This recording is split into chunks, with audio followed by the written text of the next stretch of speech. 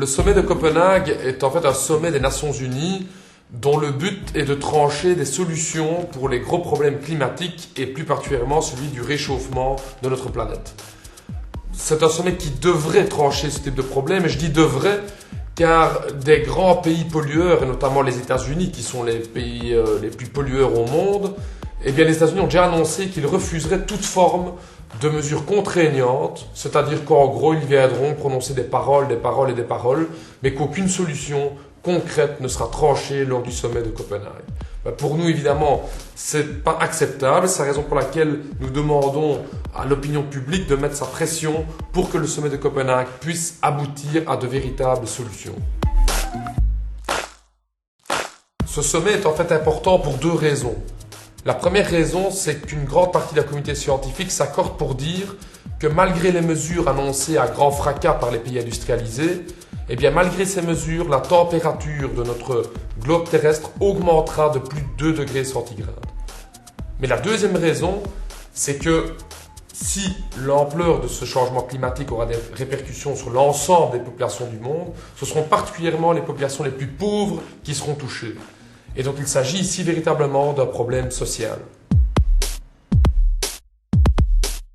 Le gouvernement propose actuellement d'introduire des taxes vertes et notamment en vous taxant par nombre de kilomètres parcourus par votre voiture. Et donc vous payeriez en fin du mois une taxe liée à ces kilomètres parcourus.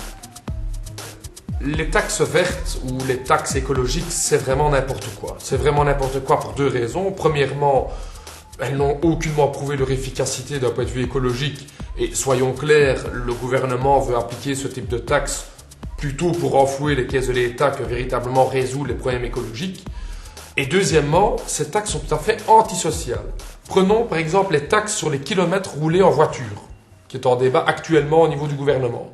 Si nous prenons deux personnes, une personne A qui gagne 10 000 € par mois et une personne B qui gagne 1 000 € par mois, si ces deux personnes roulent, admettons, 1000 km par mois et qu'on applique une taxe, je prends un chiffre fictif, de 10 cents par kilomètre, la personne A et B paieront donc 1000 km à 10 cents de taxes, paieront donc respectivement chacune 100 € de taxes. Eh bien la personne A paiera donc 100 € sur un salaire de 10 000 €, elle paiera donc une taxe de 1% de son salaire, alors que la personne B qui gagne 1 000 € paiera donc une taxe de 10% de son salaire. Eh bien pour nous, il est tout à fait inacceptable que les personnes qui gagnent le moins payent 10% de taxes, alors que les personnes qui gagnent le plus ne payent qu'un seul petit pourcent. Ces taxes sont tout à fait antisociales et donc pour nous tout à fait inacceptables. Pour le PTB, il faut revoir de fond en comble notre système de production. Je prends un exemple, celui du flux tendu ou du just in time comme on l'appelle aujourd'hui. Ce mode de production a comme conséquence qu'il n'y a plus de stock dans les hangars et que tous les stocks des entreprises se retrouvent sur nos autoroutes dans des camions. Mais ce genre de production ne peut que mener à de gros problèmes écologiques et à des grands problèmes de danger dans la circulation.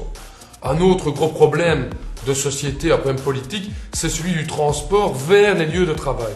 Il faut qu'on arrête de culpabiliser les travailleurs, alors qu'en fait, il n'y a pas une offre aujourd'hui de transport public suffisante pour apporter une grosse partie des travailleurs sur leur lieu de travail, et plus particulièrement dans les zonings industriels qui, comme vous le savez, sont les endroits les moins couverts par le transport public.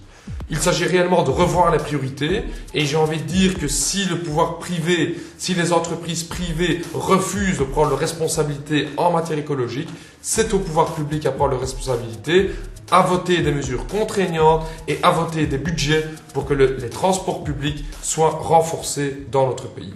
C'est la raison pour laquelle, avec le PTB, nous appelons tous nos membres, tous nos sympathisants à venir manifester avec nous le 5 décembre dans les rues de Bruxelles pour soutenir un véritable sommet de Copenhague.